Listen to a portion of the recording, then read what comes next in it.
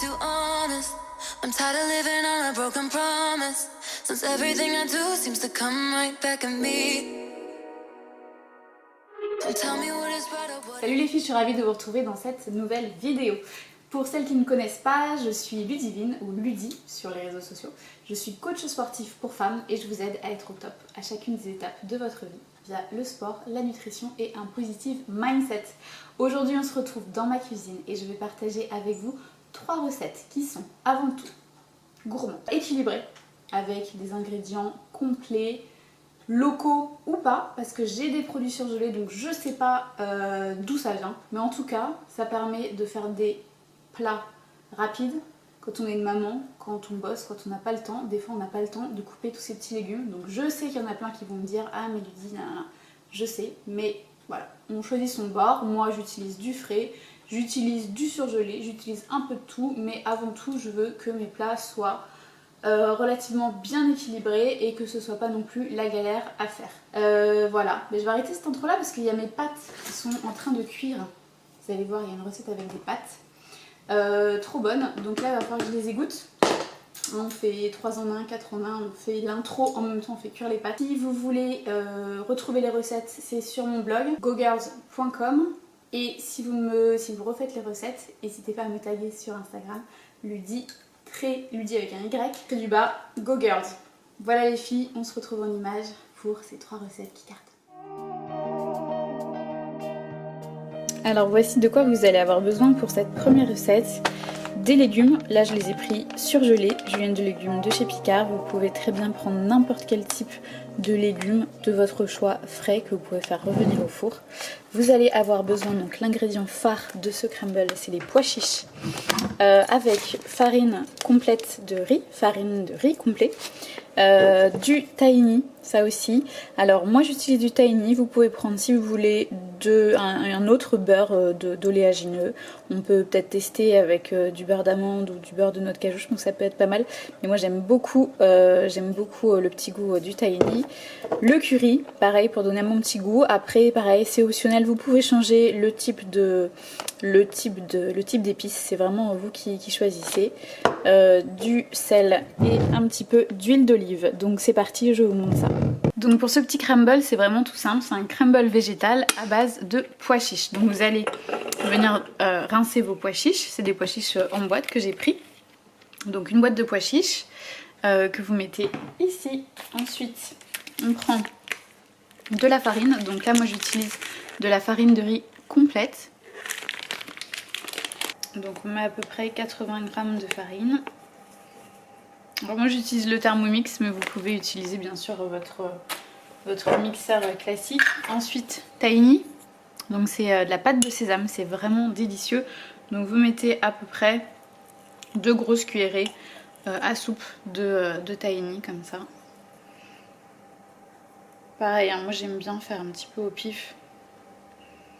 Mais là vous voyez ça fait 80-90 g à peu près de tahini. Vous rajoutez 4 cuillerées à soupe d'huile d'olive. Et ensuite le petit ingrédient magique, ça y est mon four est préchauffé. C'est le curry qui donne vraiment un bon petit goût. Donc là pareil c'est vraiment comme vous voulez. Moi je fais une grosse on va dire cuillerée à soupe. Un petit peu de sel.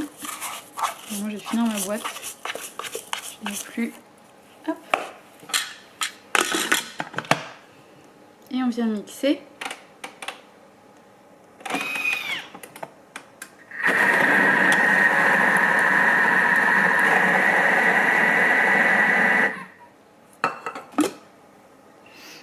Voilà, et en gros il faut obtenir une pâte comme ça, vous voyez, type crumble. Donc il ne faut pas mixer à fond, mais il faut obtenir un petit peu, vous voyez, cette texture vraiment de crumble.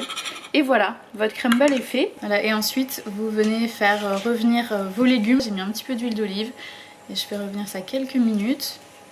Ça sert à rien de trop les faire cuire parce qu'après de toute manière ils vont passer au micro-ondes, au four pendant une trentaine de minutes. Donc voilà, vous les assaisonnez en fonction de vos goûts. Et ensuite la touche finale, c'est tout simple. Donc vous venez prendre un plat à gratin comme ça. Vous venez verser vos légumes à l'intérieur.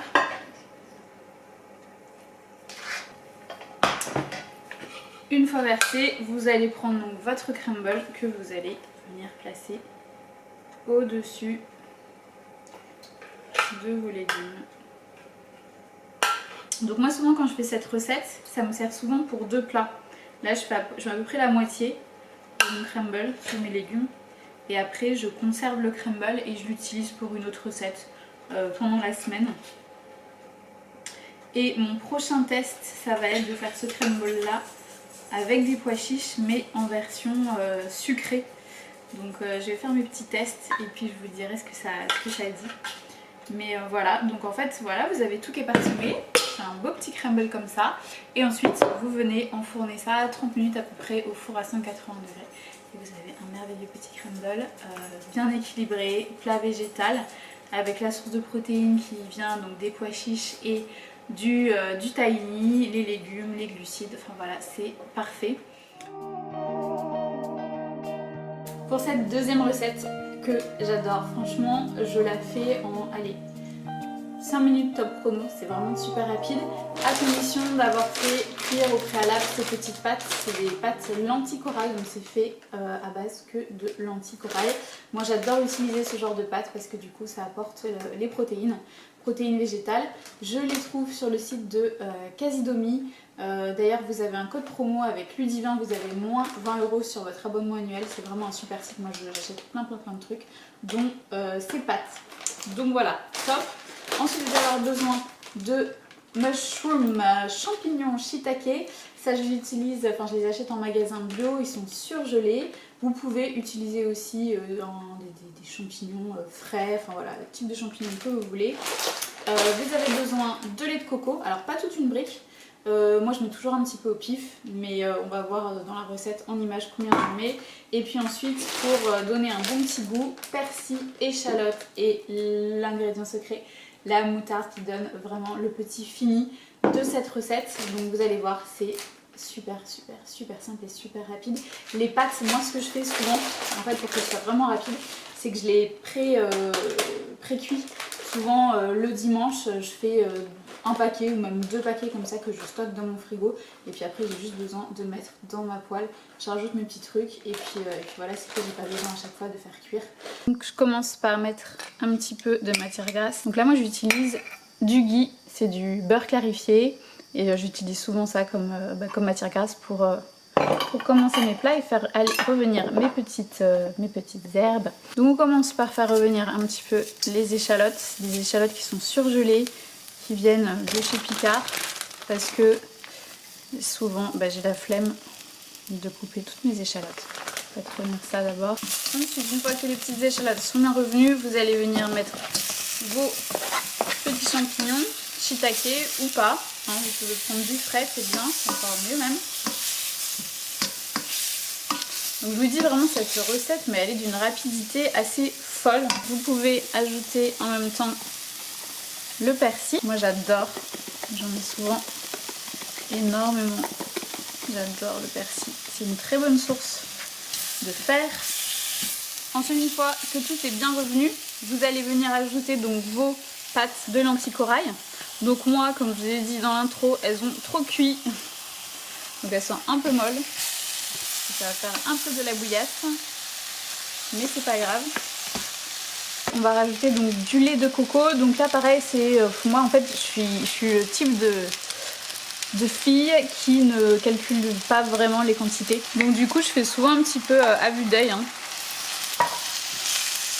Voilà, là en gros j'ai mis à peu près la moitié de la canne de lait de coco qui est de 400 ml. Vous rajoutez du sel et le petit ingrédient magique qui fait toute la différence, c'est la moutarde. Donc là pareil, un petit peu au pif en fonction de comment vous aimez. On va commencer par ça parce qu'on ne veut pas non plus s'arracher la tronche. Sachant que Maya va en manger, donc ce serait bien que ce soit quand même pas trop piquant. Bon, maintenant on teste.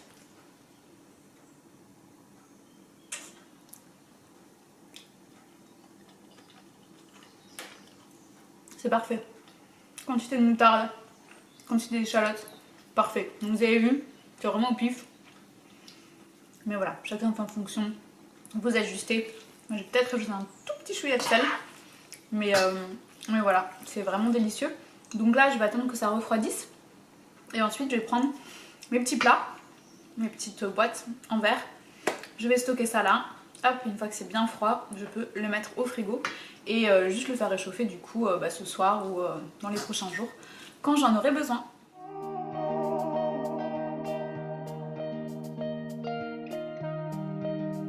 Alors pour ce gâteau au chocolat de décadence, vous allez avoir besoin de 200 g de chocolat noir à pâtisser, 3 œufs et de la compote de pommes. C'est tout. Alors, je vous explique. J'ai testé cette première recette où j'avais mis de la levure dedans. C'était bon, mais un petit peu trop aéré et ça faisait un petit peu séco. Donc là, ce que je vais essayer, on va tester. Ça va marcher, ça va pas marcher, on va voir. Sans levure. Et du coup, je pense que ça va être beaucoup plus compact, mais beaucoup plus moelleux et fondant. Je pense en le mettant au frigo et tout, je pense que ça peut faire quelque chose de pas mal. Donc on va tester ça ensemble et puis on va voir ce que ça dit. Si vous voulez aller voir la texture de celui que j'avais fait avec la levure, je vous mets la photo là, vous allez voir. Vous pouvez tester aussi, il faut juste rajouter en fait un petit paquet, enfin un paquet normal de levure classique. Alors pour notre petit gâteau au chocolat de la mort qui tue, vous avez donc besoin de chocolat à pâtisser. Là moi j'ai pris celui-là. Essayez si vous pouvez de prendre quand même des chocolats dessert assez clean. Vous voyez, c'est assez réduit, il n'y a pas de trucs bizarres, des noms bizarres, c'est vraiment le strict minimum. Bon, ça reste quand même un chocolat qui est assez gras, mais voilà, ça reste quand même assez correct. Donc du coup vous allez venir faire donc fondre votre chocolat dans une casserole. Vous pouvez faire au bain-marie, vous pouvez faire au micro-ondes. Moi le bain-marie je fais pas parce que à chaque fois à chaque fois c'est des catastrophes, il y a l'eau qui déborde, enfin il y a toujours des trucs. Donc ce que je fais, c'est que je mets hop, comme ça, un petit peu d'eau, très légèrement. Là, ma poêle elle était trop chaude. Voilà, et vous faites fondre tout doucement votre chocolat. On va réduire tout ça. Voilà, donc une fois que votre chocolat est bien fondu, vous allez venir ajouter un petit peu de farine. J'ai oublié de le préciser dans les ingrédients, mais donc c'est de la farine, il y a 50 g de farine. Et moi là j'utilise de la farine de châtaigne et de riz. C'est une farine que j'adore, que j'utilise presque tout le temps dans tous les gâteaux que je prépare. C'est une farine pareil que je commande sur Casidomi. Donc vraiment je vous la recommande, elle est super. Donc vous intégrez votre farine. Ensuite, vous intégrez 150 g de compote de pommes, purée de pommes. Donc là, pareil, c'est 100% de pommes. On met 150 g. Voilà, on intègre tout ça. Ensuite, on ajoute 3 œufs.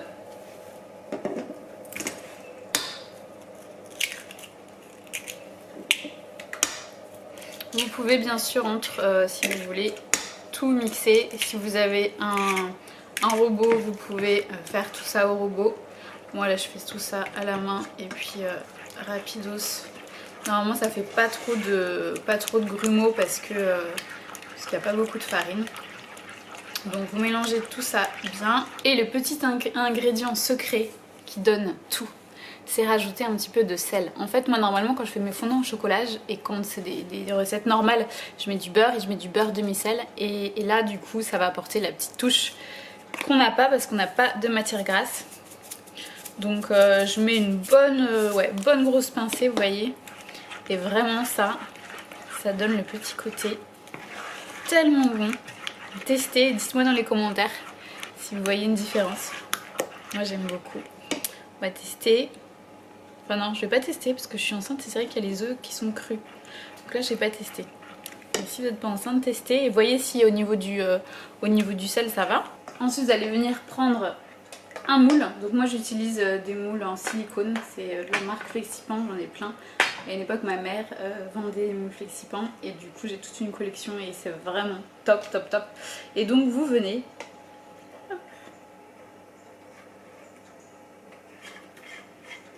verser dans votre moule. J'ai tellement envie de lécher le plat. Mais genre tellement. C'est trop dur. C'est bientôt fini. Dans quelques semaines, quelques jours, j'accouche et je pourrai enfin relécher les plats de gâteau avec de l'œuf cru. Et ensuite, vous venez enfourner donc votre petit gâteau au four pendant 25 minutes. Donc là, ça va être la grande surprise, comme je vous disais, parce que là, j'ai pas mis de levure. La dernière fois, j'en avais mis, c'était un rendu pas mal, mais un petit peu trop aérien pour moi, qui aime bien plutôt les trucs bien fondants. Donc là, ce qu'on va faire, c'est qu'on va cuire un petit peu plus, 25 minutes, et après, on va venir le mettre au frigo, comme ça va bien resserrer le gâteau. Et je pense, on verra, hein, c'est un test, on verra ce que ça donne, mais je pense que ce sera bien de le manger bien froid, ce sera fondant, mais en même temps, enfin voilà, je pense que ce sera top. En tout cas, moi, tout comme j'aime. Voilà les filles, donc c'est la fin de cette vidéo. Je vais vous mettre quelques images, bien sûr, hein, de cette petite merveille de gâteau. Mais en tout cas, je vous remercie d'avoir regardé cette vidéo jusqu'au bout. J'espère que c'est des recettes qui vous ont inspiré et que vous pourrez les refaire facilement chez vous et que tout le monde aimera. N'hésitez pas donc à liker cette vidéo si vous avez aimé, à mettre vos petits commentaires. Ça boostera ma vidéo et ça me motivera du coup à faire plein d'autres vidéos comme ça. En tout cas, je vous remercie et je vous dis à très bientôt dans une prochaine vidéo. Salut! Donc voilà ce que ça donne, je l'ai démoulé et voilà, c'est super joli, une belle petite forme de fleur. Donc je pense qu'on pourrait le manger comme ça. Je vais pas tenter de le démouler là. Enfin de le démouler, de le couper parce que je pense que c'est très coulant. Ce que je vais faire, c'est que je vais le mettre dans mon frigo une heure ou deux et après je vais le couper et je pense que là ce sera parfait. Et puis on va tester tout ça pour le dessert tout à l'heure. Bon alors est venue l'heure de couper ce petit gâteau et voir ce que ça donne à l'intérieur. Donc là je l'ai mis à peu près une heure dans le frigo. Et là je le coupe parce que Maya veut en manger. Regardez-moi ça. Il a l'air complètement fou. Donc on va tester ça. Un poussin. On teste? Tu veux le gâteau? Oui? Allez. On va manger ça. Mais oui, t'es une coquine. Et oui, t'es une coquine.